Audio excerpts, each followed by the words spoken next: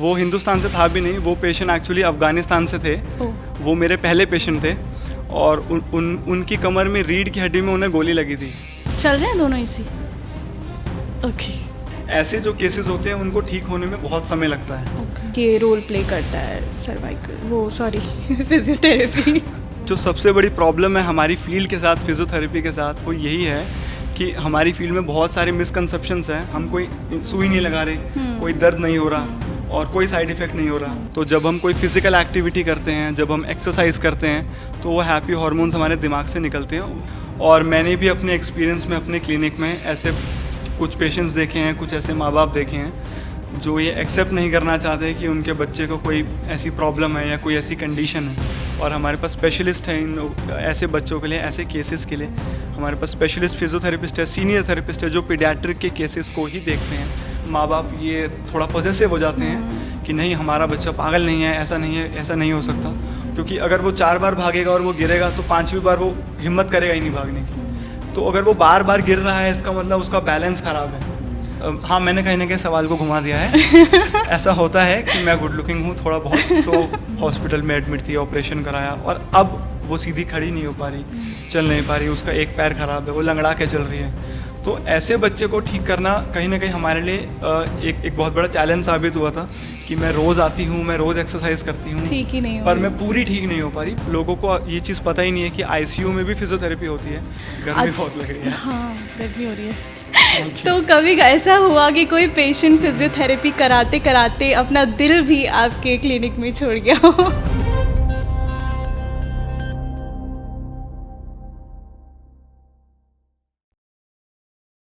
जिंदगी का सबसे बड़ा शौक क्या होता है? जब आपका अपना ही शरीर आपका साथ छोड़ देता है।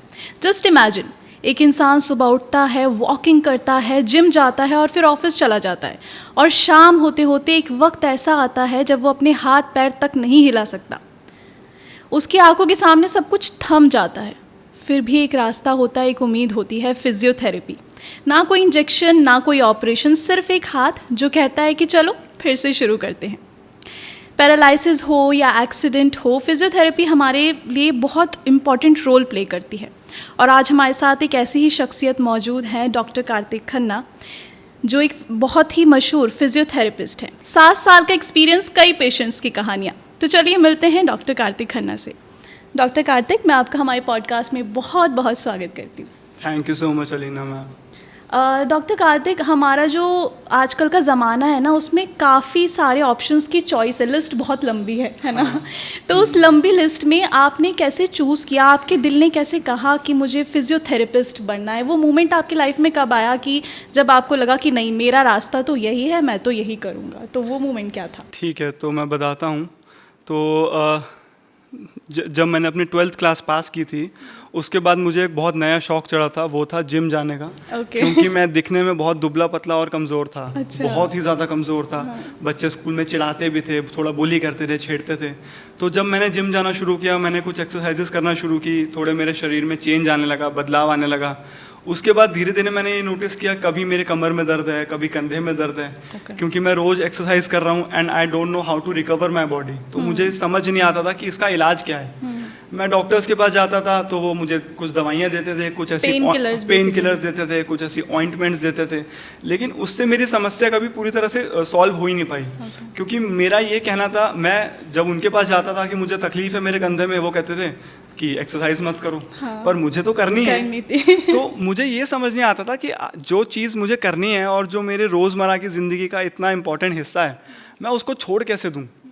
तो मुझे कुछ ऐसा इलाज चाहिए इस चीज़ के लिए, जिस इलाज में मुझे ये छोड़ना भी ना पड़े और मैं ठीक भी हो जाऊँ। तब मुझे पता लगा कि एक ऐसी फील्ड है जिसका नाम है फिजियोथेरेपी, जिसमें हम एक्चुअली में पेशेंट्स को दवाई नहीं देते, जैसा आपने ठीक फरमाया। हम सर्जरी नहीं करते, कोई काटा पीटी नहीं हो रही, कोई भी हमारे प्रोसीजर में खून नहीं निकलता, और हम पेशेंट्स को नेचुरल तरीके से एक्सरसाइज करा के ठीक कर सकते हैं। तो उस वक्त मुझे इस फील्ड के बारे में पता लगा, मैंने और पढ़ा, मैंने और जानकारी निकाली और फिर मैंने इसकी पढ़ाई अपनी शुरू कर दी। Okay nice. तो जैसे जब आपका पहला कोई केस आया होगा कि तो उसका कोई आपको ऐसा इंसिडेंट याद है कि वो आपका टर्निंग पॉइंट बना हो या पहला केस, क्योंकि हमारी लाइफ में कुछ भी होता है ना पहला पहला तो हम काफ़ी एक्साइटेड होते हैं और नर्वस भी होते हैं कि आज पहला दिन है मेरा, तो उससे रिलेटेड कुछ हो तो मैं बताता हूँ, जो मेरी लाइफ का पहला केस था, जो पहला पेशेंट था, वो हिंदुस्तान से था भी नहीं, वो पेशेंट एक्चुअली अफ़गानिस्तान से थे।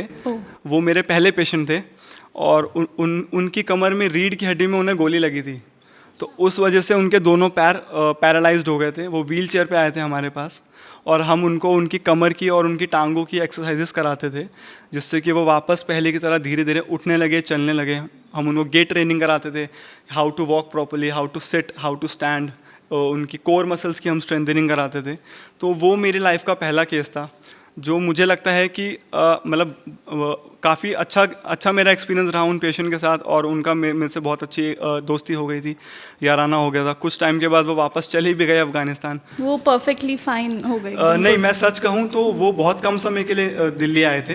तो वो परफेक्टली फाइन तो उतने कम समय में नहीं हो पाए, क्योंकि जो भी पैरालिसिस के पेशेंट्स होते हैं, ऐसे जो केसेस होते हैं, उनको ठीक होने में बहुत समय लगता है। तो बहुत समय लगता है, बहुत लंबे समय तक उनको फिजियोथेरेपी करानी पड़ती है, तब जाके वो पूरे ठीक हो पाते हैं। मतलब ये बहुत टाइम टेकन प्रोसेस है। हाँ। तो हाँ। इसी से मुझे एक बात याद आई कि जैसे आजकल के लोगों को बोलो, किसी को प्रॉब्लम होती है, अर्थराइट्स होता है, तो उनको बोलो कि आप फिजियोथेरेपी लो, डॉक्टर्स रिकमेंड करते हैं। तो बहुत सारे लोगों का मानना है कि सिकाई ही तो है, क्या करना है, या बहुत स्लो प्रोसेस है, कैसे ठीक होगा, तो उनके लिए क्या है? देखिए, मैं बताता हूँ, जो सबसे बड़ी प्रॉब्लम है हमारी फील्ड के साथ, फिजियोथेरेपी के साथ, वो यही है कि हमारी फील्ड में बहुत सारे मिसकंसेप्शंस हैं, बहुत सारे मिथ हैं। लोगों को यही लगता है कि सिकाई है या मालिश है, पर ऐसा नहीं होता है, या ये सिर्फ बुज़ुर्गों के लिए होता है, ऐसा नहीं होता है। फिजियोथेरेपी में हम नेचुरल तरीके से पेशेंट को देख रहे हैं। हमारी जो भी मशीन्स हैं जो हम लगाते हैं फॉर पेन मैनेजमेंट, वो सारी सेफ़ होती है और कम्प्लीटली उनके कोई साइड इफ़ेक्ट नहीं होते। हम एक्सरसाइजेस कराते हैं जिससे कि पेशेंट के शरीर में वापस पहले जितनी जान आती है और वो पहले की तरह चलने फिरने दौड़ने लग जाता है। तो ये कम्प्लीटली नेचुरल प्रोसेस है, और इसीलिए इस प्रोसेस में टाइम लगता है, समय लगता है। हम कोई सुई नहीं लगा रहे, कोई दर्द नहीं हो रहा और कोई साइड इफ़ेक्ट नहीं हो रहा। जैसे आप पहले थे, हम आपको वैसा बनाना चाहते हैं। यही फिजियोथेरेपी है। एक पेशेंट को वापस पहले की तरह बनाना, उसको वापस पहले की तरह उसके ऑफिस भेजना, उसको चलना फिरना दौड़ाना, वही फिजियोथेरेपी है। बस बेसिकली हमें उनकी ज़िंदगी में कुछ सुधार लेके आना है, यही हम करते हैं। तो हाँ, फिजियोथेरेपी सिर्फ सिकाई नहीं होता, उसमें हम मैनुअल थेरेपी करते हैं। आजकल बहुत एडवांसमेंट्स आ गई है। हम अपने हाथ से स्ट्रेचिंग कराते हैं एंड जॉइंट मोबिलाइजेशन करते हैं, एंड काफ़ी नई टेक्निक्स आ गई हैं, dry needling also, taping also, and exercises तो है ही। पिलाटेस ऑल्सो हम उसमें हम एक्चुअली करते हैं। तो उसमें क्या होता है मतलब? पिलाटेस में ये होता है मैम कि एक मशीन होती है, उसका नाम रिफॉर्मर होता है, तो हम उसे रिफॉर्मर पिलाटेस बोलते हैं।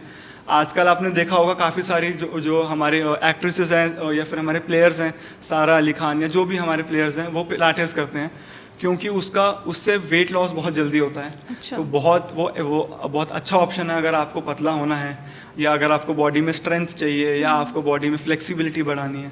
तो हमारे पास 80-90 साल के उम्र के लोग आते हैं जिनको हम उस मशीन पे लिटा के एक्सरसाइज कराते हैं। तो वो एक मतलब मशीन का प्रोसेस है। हाँ, प्रोसेस मैं जानना चाह रही हूँ कि लोगों को भी पता चले कि वो प्रोसेस ये है कि वो एक मशीन है जिसके ऊपर आप लेट के, बैठ के या खड़े होके एक्सरसाइज कर सकते हैं। ओके। तो बेसिकली उस मशीन के सहारे हमारी एक्सरसाइजेस और ज़्यादा इफेक्टिव हो जाती है और बोरिंग नहीं होती, और जल्दी हमें रिजल्ट देखने को मिलता है। तो मुझे लगता है फिजियोथेरेपी सिर्फ बोन्स और मसल्स नहीं, मुझे लगता है माइंड भी बहुत हील करती है लोगों का, कि अभी कोई डीमोटिवेट हो गया, फ्रैक्चर हो गया, तो वो माइंड से भी स्लोली वो हील कर रहा है कि हाँ मैं ठीक हो रहा हूँ। बिल्कुल ऐसा होता है। हमारे ब्रेन में कुछ ऐसे हार्मोन्स होते हैं जिन्हें हम हैप्पी हार्मोन्स बोलते हैं। तो जब हम कोई फिजिकल एक्टिविटी करते हैं, जब हम एक्सरसाइज करते हैं, तो वो हैप्पी हार्मोन्स हमारे दिमाग से निकलते हैं, वो हमारे ब्रेन से बेसिकली वो होते हैं, रिलीज होते हैं।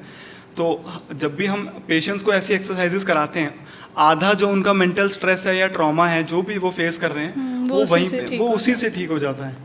अच्छा, जैसे किसी को सर्वाइकल होता है, सर्वाइकल आई थिंक किसी को विजिबल होता है कि वो नेक के पीछे, हाँ, नेक के पीछे एक छोटा सा हम्प बन जाता है। हाँ, तो वो फिजियोथेरेपी से ठीक हो सकता है? वो फिजियोथेरेपी से ठीक हो जाता है, बिल्कुल। और ये बहुत कॉमन बीमारी है, बहुत कॉमन ऐसे केसेस हम देखते हैं सर्वाइकल के। मतलब रोज़ हमारे पास ऐसे पेशेंट आते हैं हमारे क्लिनिक में। तो ये बिल्कुल ठीक हो जाता है तो हमें। वो नेक पुरानी पोजीशन पे आ जाएगी? हाँ, नेक पुरानी पोजीशन पे आ जाती है अगर हम पेशेंट को अच्छे से एक्सरसाइज कराते हैं एंड पेशेंट का पोस्चर अगर हम इम्प्रूव कर देते हैं। जाहिर सी बात है, अगर पीछे से कोई हम्प निकला है तो उसके पीछे वजह ये है कि आदमी झुक के बैठ रहा है। तो आजकल हम सबका लाइफस्टाइल ऐसे ही है, हम ऑफिस में लैपटॉप ऐसे चला रहे हैं, स्टूडेंट भी ऐसे ही पढ़ रहा है, और अब तो ये सबसे बड़ी बीमारी है कि हम फ़ोन भी ऐसे ही चलाते हैं। तो उसके वजह से पीछे की जो मसल्स है वो कमज़ोर हो जाती है, तो वो हमारे सर का वज़न ले नहीं पाती और वो हम्प निकल जाता है। तो हाँ, ये चीज़ कहीं ना कहीं ठीक हम कर देते हैं, हो तो जाता उसका है। जो प्रोसेस होता है वो कितना टाइम टेकिंग प्रोसेस है? हाँ, बहुत अच्छा सवाल है। टाइम टेकिंग जो प्रोसेस है, एक्चुअली हर केस का और हर पेशेंट का जो टाइम है ठीक होने का वो अलग होता है। ओके। तो एग्जैक्टली मैं ये कैसे बता मतलब मैं एग्जैक्टली नहीं बता सकता कि कितना समय वो लगेगा। डिपेंड करता है कितना कर्व है या Exactly. प्रॉब्लम कितना वो ज़्यादा है। डिपेंड करता है कि कितनी ज़्यादा प्रॉब्लम है, प्रॉब्लम की सिवियरिटी कितनी है, पेशेंट की एज क्या है, उसका लाइफस्टाइल कैसा है। तो बहुत सारे फैक्टर्स हैं, वो सारी चीज़ें हम देखते हैं। हम पूरा हमारे क्लिनिक में उसका अच्छे से डायग्नोसिस निकालते हैं, असेसमेंट करते हैं। उसके बाद वी कैन टेल एग्जैक्टली कि इस पेशेंट को ठीक होने में कितना समय लगेगा और इसको कितना लगेगा। तो हर पेशेंट अलग है, क्योंकि सबकी बॉडी अलग है, सबका शरीर अलग है, तो सबकी बीमारी भी अलग है, और इसी वजह से सबका ट्रीटमेंट भी अलग होता है। तो जो एक्सरसाइज हम किसी एक पेशेंट को कराते हैं सर्वाइकल के लिए, वो हम किसी और को नहीं कराते हैं, क्योंकि सबका शरीर अलग है, सबकी बॉडी अलग है, उम्र अलग है, तो बहुत सारे फैक्टर्स हैं। जैसे ऑटिज्म आजकल मोस्टली मैं देख रही हूँ कि वीडियोस भी बहुत ज़्यादा वायरल हो रही हैं। बच्चों को ऑटिज्म जिनको होता है तो उनके लिए फिजियोथेरेपी है? हाँ बिल्कुल, जिन बच्चों को ऑटिज़म होता है उनके लिए फिजियोथेरेपी बहुत ज़्यादा बेनिफिशियल है। और जो भी उनकी बॉडी में वीकनेस है या कमज़ोरी है, या जो भी वो काम नहीं कर पा रहे इन देयर डेली लाइफ, वो with the help of physiotherapy वो कर सकते हैं, वो कर पाते हैं। एंड जैसा मैंने बोला कि अक्सर ऐसा होता है कि जो ऐसे बच्चे होते हैं जिन्हें ऑटिज़म है या जिनको कोई ऐसी बीमारी है, तो उन बच्चों को कहीं ना कहीं वो मेंटली थोड़े से स्ट्रेस्ड होते हैं, या वो कहीं ना कहीं उसमें कॉम्प्लेक्स में आ जाते हैं, इन्फीरियॉरिटी कॉम्प्लेक्स में आ जाते हैं, क्योंकि वो बाहर की दुनिया में जब दूसरे बच्चों को देखते हैं वो खुद को उनसे कंपेयर करते हैं। तो हाँ, फिजियोथेरेपी में हम जो चीज़ें कराते हैं, जो हम एक्टिविटी मॉडिफिकेशंस करते हैं, वो ऑटिज़म के बच्चों के लिए बहुत हेल्पफुल रहता है। जाहिर सी बात है, वो बच्चे हैं तो कहीं ना कहीं वो मेरी बात एक बारी में नहीं मानेंगे या नहीं सुनेंगे, तो हम उनके लिए एक्सरसाइजेस चेंज कर देते हैं। हम उनको कुछ ऐसी गेम्स खिलाते हैं और उनके साथ हम कुछ खेलते हैं, उनसे दोस्ती कर लेते हैं। तो बेसिकली वो उनका ट्रीटमेंट भी चलता रहता है और वो ठीक भी हो जाते हैं, और कहीं ना कहीं जो उनके दिमाग में स्ट्रेस है, ये कॉम्प्लेक्स है, वो ख़त्म हो जाता है। जाहिर सी बात है, वो कोई अगर बच्चा अगर ठीक तरह से भाग नहीं पा रहा है और वो अपनी उम्र के बाकी स्कूल के बच्चों को देखेगा जो तेज़ भाग रहे हैं, तो उसको बुरा लगेगा और वो सोचेगा कि कुछ गड़बड़ है मेरे साथ।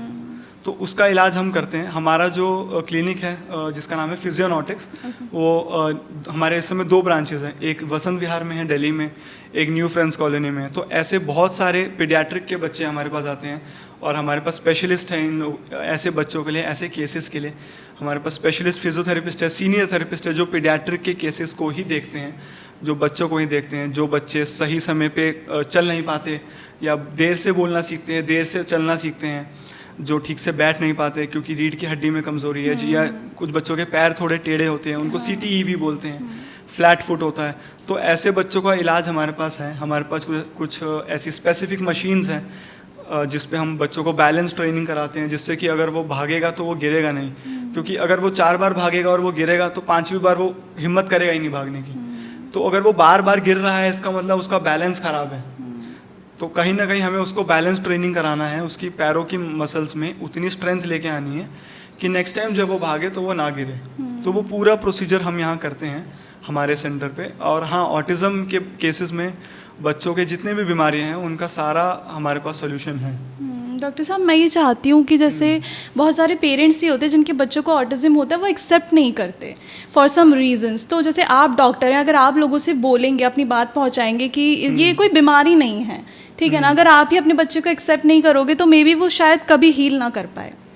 तो आप उन पेरेंट्स को क्या मैसेज देना चाहेंगे? ठीक है, देखिए ये बात बिल्कुल ठीक बोली आपने, और मैंने भी अपने एक्सपीरियंस में अपने क्लिनिक में ऐसे कुछ पेशेंट्स देखे हैं, कुछ ऐसे माँ बाप देखे हैं जो ये एक्सेप्ट नहीं करना चाहते कि उनके बच्चे को कोई ऐसी प्रॉब्लम है या कोई ऐसी कंडीशन है। तो उसकी वजह से होता ये है, क्योंकि वो एक्सेप्ट नहीं कर रहे, तो वो उसका ट्रीटमेंट नहीं कराते, Exactly. तो उसको ठीक होने में और समय लगता है और वो बीमारी और भी ज़्यादा हद से ज़्यादा बढ़ जाती है। तो इसमें हम यही कर सकते हैं कि हम मतलब ये मेरी दिल से गुजारिश है ऐसे माँ बाप से, ऐसे लोगों से, कि प्लीज़ आप अपने बच्चे को किसी से कम मत समझिए और आप अपने बच्चे को किसी से भी कम मत आंकिए। आप ये मत सोचिए कि इसमें कोई प्रॉब्लम है और अगर ये प्रॉब्लम दुनिया को पता लग गई तो क्या होगा, कैसे होगा। प्रॉब्लम ये है कि हमारे देश में जो मेंटल हेल्थ का टॉपिक है बहुत सेंसिटिव है। Exactly.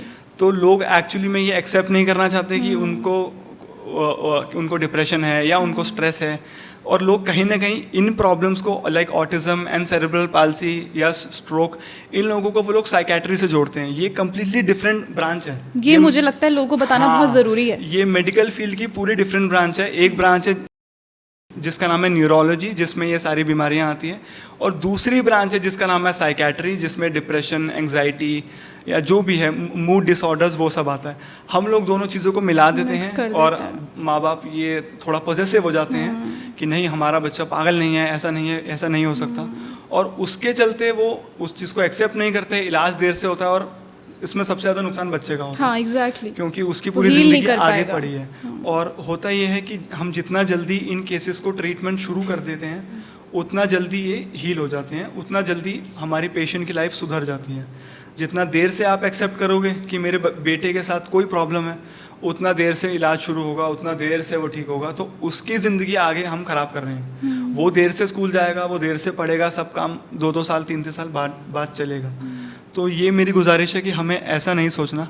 आपको अगर हल्का सा भी कोई डाउट है अपनी औलाद को लेके, अपने बच्चे को लेके, तो हमें पता है कि सारे माँ बाप अपने बच्चों से बहुत प्यार करते हैं, लेकिन अगर आपको हल्का सा भी डाउट है तो प्लीज़ आप उसका ट्रीटमेंट जल्द से जल्द सही डॉक्टर के पास जाके शुरू कराइए, सही से गाइडेंस लीजिए और उस चीज़ को एक्सेप्ट करिए, अपने बच्चे को एक्सेप्ट करिए।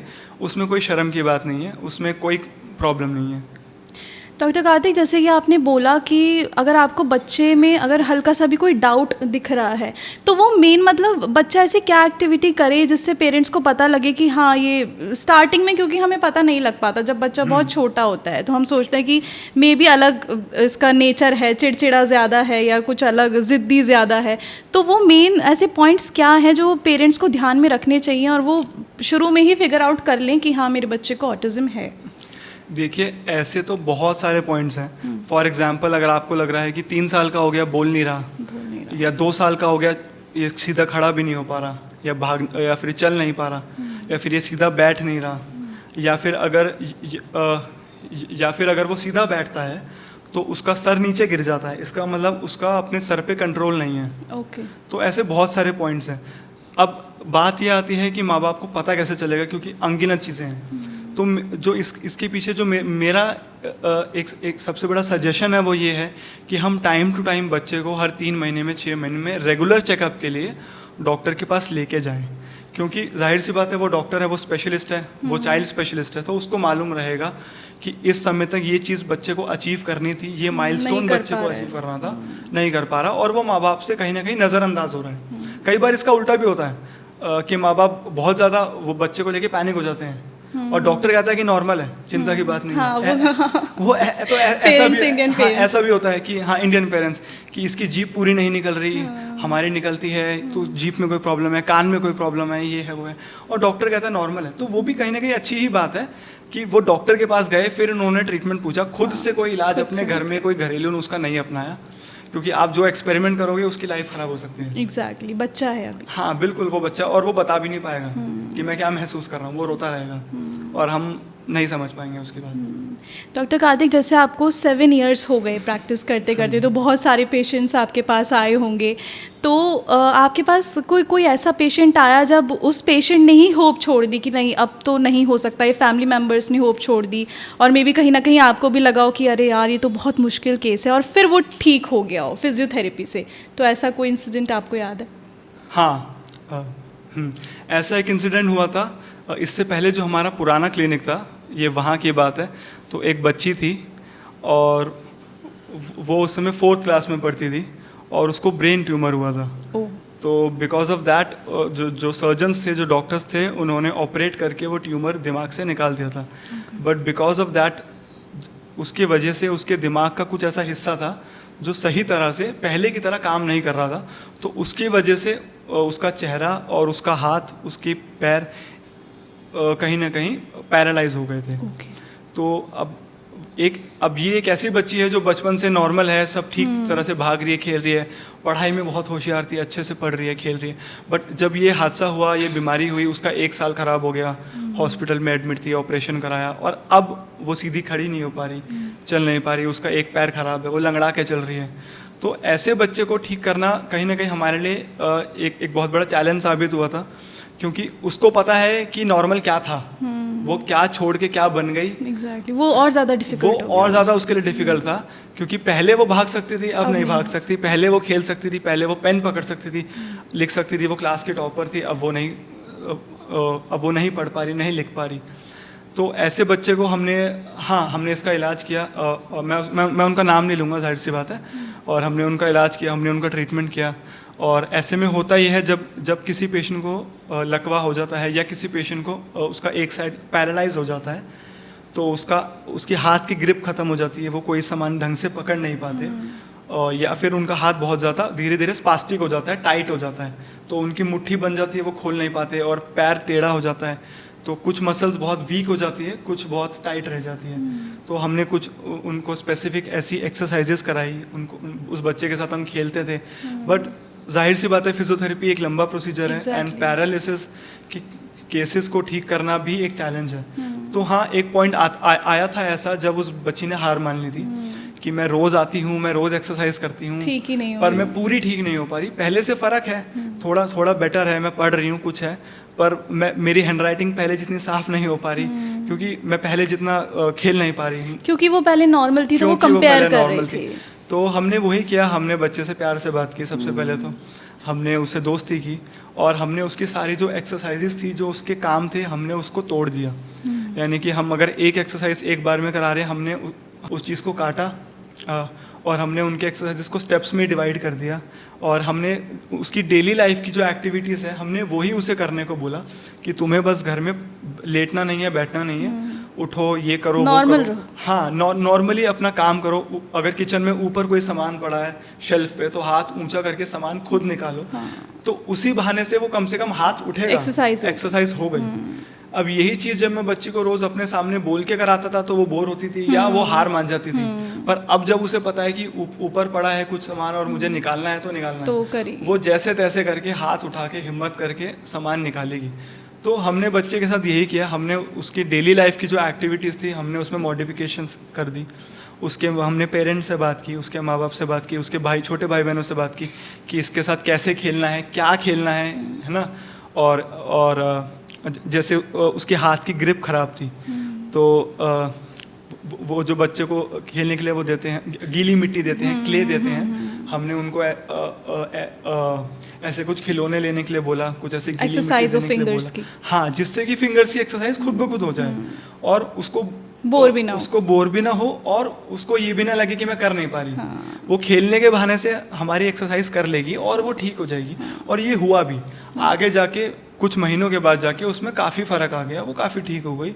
और इनफैक्ट उसके माँ बाप ने वापस उसको स्कूल उसी के पुराने वाले स्कूल में ज्वाइन भी करा दिया, तो वो वापस स्कूल जाने लग गई। वो आज भी एक्सरसाइज खुद ही कर रही है, घर पे कर रही है, वैसे ही कर रही है जैसे हमने सिखाया था। हम कभी कभी मिलते हैं, वो आते हैं हमारे क्लिनिक में, अभी हमारा नया क्लिनिक है, तो वो वहाँ आती है, हमसे मिलती है, फॉलोअप लेती है, और वो खुश है। मुझे लगता है कि पेशेंट हार ना माने तो डॉक्टर बिल्कुल फिट कर सकता है बिल्कुल उसको। बिल्कुल। जो फिजियोथेरेपी में ये होता है कि हमारी मेहनत है और पेशेंट की भी मेहनत है, तो खाली मेरे कराने से कुछ नहीं होगा। अगर आपने यहाँ से हार मान ली तो सब खत्म है। तो पेशेंट को मेंटली बहुत स्ट्रांग रहना पड़ेगा, और जिसमें हम बहुत हेल्प करते हैं, जाहिर सी बात है, क्योंकि मुझे ऐसा लगता है हम लोग पेशेंट के साथ बहुत ज़्यादा वक्त बिताते हैं जी। हमारा कम से कम 1 घंटे का सेशन होता है, कई बार 2 घंटे का सेशन होता है। तो अगर मैं 1 घंटा 2 घंटा एक ही मरीज के साथ बैठा हूँ, तो सबसे ज़्यादा वक्त उसके साथ मैंने ही बताया है। एग्जैक्टली। तो मेरी उससे दोस्ती हो ही जाती है, उसकी मुझसे बातचीत बढ़ी जाती है, हमारी दोस्ती हो जाती है। फिर हम बातें करते हैं, हम एक दूसरे का मतलब वो अगर अपने प्रॉब्लम्स मुझसे शेयर करते हैं तो मैं सुनता हूँ। तो मेरे काफ़ी सारे पेशेंट्स हैं जो मुझसे यही कहते हैं कि हमें आपसे बात करके अच्छा लगता है, we trust you, we can talk everything with you. But ये वो मतलब ये मैं उन्हें कहना चाहता हूँ जो मैं उनसे कभी कहता नहीं हूँ कि मुझे भी आपसे बात करके बहुत अच्छा लगता है। I also trust you, I also believe in you. आप लोग हो इसीलिए मैं हूँ, इसीलिए मैं रोज़ सुबह उठ के काम पे आता हूँ, क्योंकि यही मेरी मोटिवेशन है। हम लोग बहुत पैशनेट है अपने काम को लेके हमारे सेंटर पे, तो यही हमारी मोटिवेशन है कि हमें सुबह उठना है, जाना है और आज हमें इस पेशेंट को देखना है ताकि हम उसके लाइफ में कोई चेंज लेके आ पाए। अच्छा डॉक्टर साहब, जैसे कि कोविड था, ठीक है, तो कोरोना में हम टच भी नहीं कर सकते एक दूसरे को, और अगर ऐसे में कोई पेशेंट हो कि उसको नीड है या फिर ट्रीटमेंट चलता आ रहा और एकदम से कोविड आ गया या उसको कोविड हो गया, तो उस टाइम पे कैसे आपने किया फिजियोथेरेपी? उस टाइम पे कैसे कर मैम देखिए, डॉक्टर तो डॉक्टर ही होता है, चाहे कोविड हो चाहे कोई भी बीमारी हो। तो जो मेरा काम है वो मुझे करना है और मैं वो करूँगा। हाँ, जाहिर सी बात है, कोविड है तो मैंने ऐसे टाइम पे जो पेशेंट्स देखे उनके साथ मैंने बहुत ज़्यादा सावधानी बरती और पेशेंट्स ने भी बहुत ज़्यादा प्रिकॉशंस बरते। हमने हैंड को सैनिटाइज़ किया एंड हम लोगों ने मास्क वगैरह पहने। एंड कोविड में एक्चुअली फिजियोथेरेपी का बहुत इंपॉर्टेंट रोल रहा था, क्योंकि जो पेशेंट्स उस समय आईसीयू में एडमिट थे, हमने उनको जब देखा तो हम लोग उनको चेस्ट फिजियोथेरेपी कराते थे। लोगों को ये चीज़ पता ही नहीं है कि आईसीयू में भी फिजियोथेरेपी होती है, उसको हम चेस्ट फिजियोथेरेपी बोलते हैं। चेस्ट की जो मसल्स हैं, मांसपेशियाँ हैं, वो कमज़ोर हो जाती हैं, उनके फेफड़े ख़राब हो जाते हैं बिकॉज ऑफ कोविड, वो ढंग से सांस नहीं ले पाते। यही होता है कोविड में। हम उनको वहाँ जाके ब्रीदिंग एक्सरसाइज कराते हैं, उनको हम सांस लेना सिखाते हैं, ब्रीदिंग एक्सरसाइजेस कराते हैं, और जो भी उनके छाती में, उनके चेस्ट में अगर कुछ बलगम है जिसकी वजह से वो खांस रहे हैं या वो ठीक से बोल नहीं पा रहे, हम उसका सारा समाधान निकालते हैं। तो हाँ, हमने कोविड में भी बहुत से पेशेंट्स को देखा है। आज भी हमारे क्लिनिक में कुछ ऐसे पेशेंट्स आते हैं जिनको अस्थमा है, जिनको ब्रोंकियल अस्थमा है या जिनको सीओपीडी है, वो सांस नहीं ले पाते। हम उनको एक्सरसाइजेस कराते हैं, क्योंकि अगर पेशेंट सांस नहीं ले पा रहा है, इसका मतलब कुछ उसके प्रॉब्लम है रिब केज में या फेफड़ों में, और वो जब सीढ़ी चढ़ेगा उतरेगा तो सांस और प्रॉब्लम, क्योंकि जितना वो फिजिकल एक्टिविटी कर रहा है उसका सांस फूलेगा, उसे और प्रॉब्लम होगी। तो हमें उसको उस लेवल पे ट्रेन कराना पड़ता है, ट्रेडमिल पे कह लो या पिलाटेस की मदद से कह लो, या कुछ हम ऐसी ब्रीदिंग एक्सरसाइजेस कराते हैं जिससे कि उसके चेस्ट में जो सेक्रीशंस है वो हम बेसिकली बाहर निकाल देते हैं। वो खास के उसको अपने बलगम को, थूक को निकाल देता है, और धीरे धीरे करके चेस्ट में डायफ्राम की जो मसल्स है उसमें उतनी स्ट्रेंथ आ जाती है। तो कोविड में बहुत हेल्पफुल रहा है फिजियोथेरेपी का रोल। और प्रिकॉशंस भी काफ़ी, और प्रिकॉशंस तो हमें रखनी है, क्योंकि ताकि इन्फेक्शन ना फैले। अच्छा, अब एक आखिरी सवाल मैं आपसे करना चाहूँगी कि जैसे कि हम इतनी देर से देख रहे हैं कि आप बहुत गुड लुकिंग हैं तो कभी ऐसा हुआ कि कोई पेशेंट फिजियोथेरेपी कराते कराते अपना दिल भी आपके क्लिनिक में छोड़ गया हो? And I am sure compliments तो मिलते रहते होंगे। ठीक है, मैं बताता हूँ। जो हमारा क्लिनिक है फिजियोनॉटिक्स, वहाँ पे हम जितने भी डॉक्टर्स हैं, जितने भी हमारे स्टाफ में लोग हैं, मेरा ये मानना है कि सारे ही बहुत गुड लुकिंग हैं। तो सबको ही कॉम्प्लीमेंट्स मिलते हैं इंशाल्लाह। और पेशेंट जो आते हैं सबके ऊपर हमारे जो पेशेंट्स हैं वो अपना दिल छोड़ देते हैं।